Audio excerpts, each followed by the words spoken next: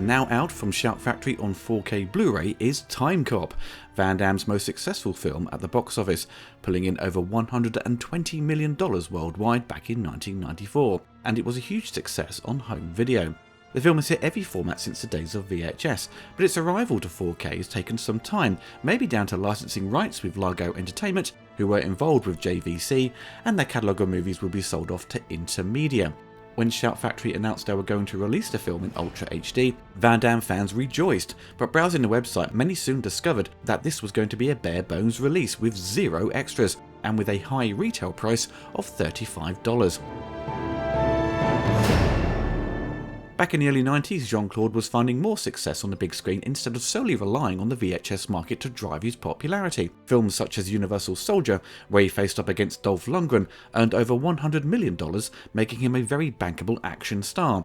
And he then signed up with Universal Pictures for a 5-picture deal, with the first being Hard Target, teaming up with Hong Kong director John Woo, making it Woo's first US production, and Sam Raimi of Evil Dead fame would also produce the movie. Come 1994, Jean-Claude would star in TIMECOP, which wouldn't be another martial arts or tournament-focused movie. It would be a big sci-fi story set in the future of 2004. My god! That incorporated new CGI techniques, and Van Damme was given the chance to stretch his acting chops. Jean-Claude took the job as he felt it would appeal to a wider audience instead of just the action crowd. The film would be based on a comic book written by Mike Richardson and Mark Verheiden. Mark was interviewed for Starlog magazine in issue 206. Mike and I originally conceived TIMECOP as both a movie and a comic book project. Our original plan was to try and do both, Verheiden notes.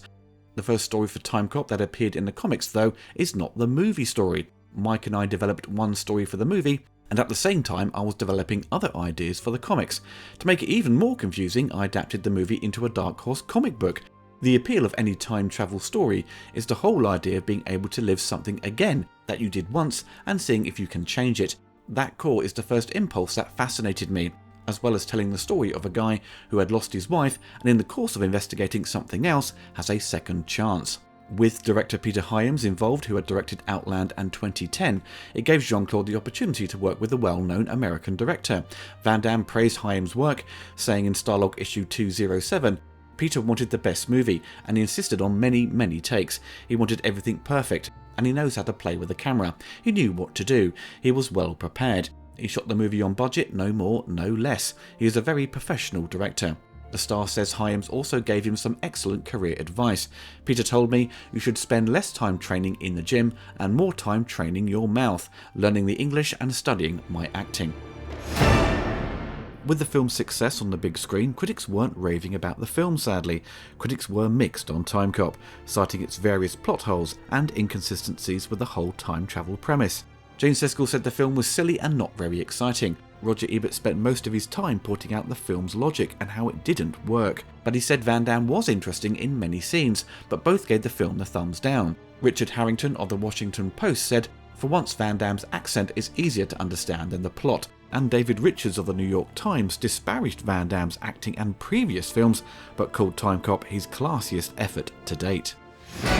When it came time for its arrival to home media, the Laserdisc was released in February of 1995, and the DTS version, which I've owned for nearly 2 decades, was released in June of 1997. The film was shot anamorphically on 35mm film, which was a common trait of director Peter Hyams, who also photographed his own movies. So his distinctive style is very much apparent in TIMECOP and his follow-up feature with Van Damme, Sudden Death. Sudden Death. The Laserdisc version at the time was rated highly for its transfer, but compared to the other formats it's pretty soft with its image. Its real appeal is the uncompressed DTS track, which is why I've kept it over the years. It's very aggressive and has a wide soundstage. The score by Mark Isham slams through the speakers to really elevate the action. Universal Pictures was very adamant to push the DTS format after its introduction for Jurassic Park.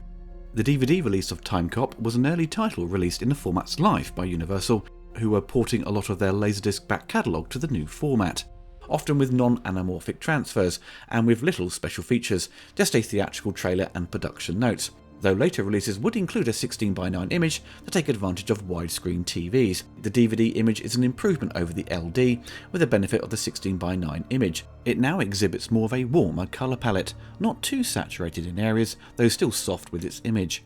It hides the heavy grain in areas and reduces the obvious green screen effects and CGI with its lower resolution. But it was a pleasantly nice upgrade over the LD image, but some DVD releases didn't include the DTS track, so it was a step up in picture, but a step back in terms of sound quality.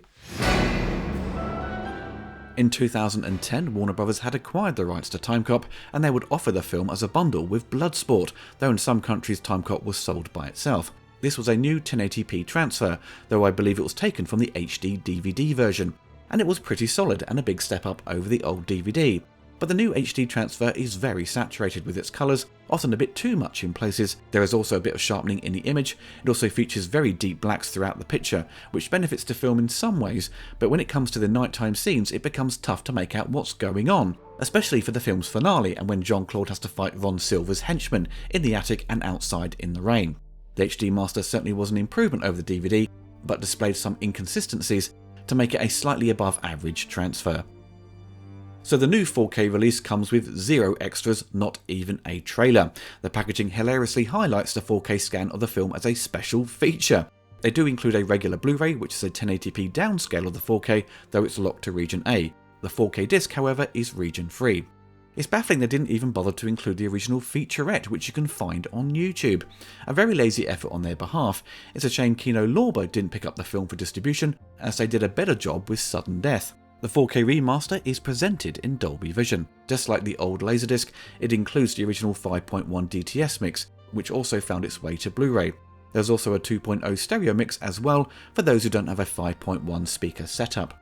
There were reports of an error with the 5.1 DTS mix on this 4K disc. I, however, didn't encounter any problems. From some reports, some of the dialogue sounds a bit muffled, but it sounds identical to the Laserdisc audio track. A nice surprise was the 2.0 stereo mix, which was very loud and dynamic, and should be a great experience for those who watch their movies with a soundbar.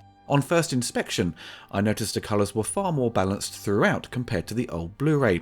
With the reduction in saturation and increased resolution, the extra detail has managed to shine through. I suppose the film returns to how the Laserdisc was presented back in the 90s with its use of colour. There doesn't appear to be any visible noise reduction applied, the original grain is there, and only gets a bit excessive when a visual effects sequence is about to happen. You see a slight shift in the grading as well. The most obvious being when the young and old version of Van Damme and Ron Silver appear on screen, and when Jean-Claude appears in the past in front of the lorry and falls to the ground just in time. One of the biggest benefits of this new 4K remaster is the black level and overall brightness. It was way too dark on the old Blu-ray, crushing the detail, and made it difficult to see the action during the nighttime scenes. The 4K is a big improvement. Since the days of VHS, the finale was always murky and tough to see what was going on. Now it's easier to see the action and makes the final battle a far more enjoyable experience. It's really unfortunate that Van Damme's most successful film to date has always been given a half-assed treatment when it came to home media. A slim offering of extras, just offering us a trailer doesn't count anymore as a special feature. It may have done during the days of Laserdisc and the early days of DVD, but it's just baffling that Universal Pictures back in the day, or even Warner Bros. Who had gained the rights, did nothing with the film to create any sort of special edition, and now Shout Factory would do the same and drop the ball completely, especially when it's a boutique label that is built on appealing to collectors who will spend the extra cash to get a fancier version of their favourite movie. Maybe the film cost a lot to license and Shout Factory weren't willing to spend the extra money to provide some extra features, who knows. But all is not lost, as recently announced was a 4K release of TIMECOP in France, which is out in September, and apparently comes with a bunch of new extras, and is offered with a VHS style case, with extra bits and bobs as you come to expect, such as postcards and a poster. I've always been fond of TIMECOP. Yeah, the premise is a bit silly, the explanation on how they time travel isn't really well explained, the process of going back in time and returning to the future doesn't make much sense, especially with the use of these rocket-like vehicles. The cars of the future are hilarious, looking like giant dishwashers on wheels, but the film has this inherent charm to it. Van Damme demonstrates that he works best when vulnerable, instead of being a two-dimensional muscle-bound hero. We have a great villain with Ron Silver as Senator McComb, who showcases charm and wit, but also a mean streak that drives his ego in his race to become president. Of course, some of the CGI hasn't dated very well, in particular the death of Ron Silver's character as his past and future self interact and turn it into this CG goo. But back in 1994, the process of Van Damme arriving in the past with the technique of warping time and creating this ripple effect, it was pretty neat. If you are a die-hard fan of Van Damme, and in particular TIMECOP, and perhaps don't want to wait for the French release, then maybe wait for this 4K Blu-ray to drop in price, or if you can find some sort of discount. I do think the 4K picture is pretty impressive, though it's not going to blow your socks off, but I can't deny it was an enjoyable experience while watching it in Dolby Vision. If you are a big fan of Jean-Claude, you may have already seeked out this new remaster, but for those who don't want to spend $35 for a bare bones Blu-ray, then it's probably wise to wait for it to drop in price.